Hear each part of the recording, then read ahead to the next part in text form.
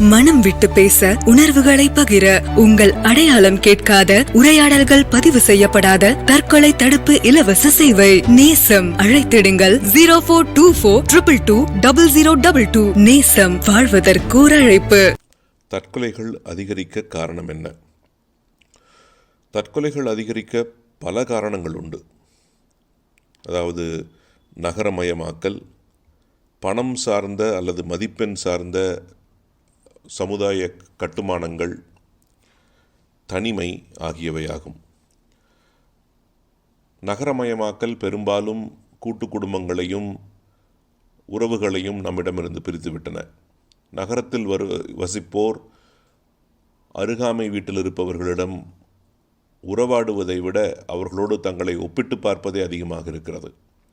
ஒப்பீடு என்பது எப்போதும் நமக்கு மன வேதனையை அளிக்கக்கூடிய ஒரு விஷயம்.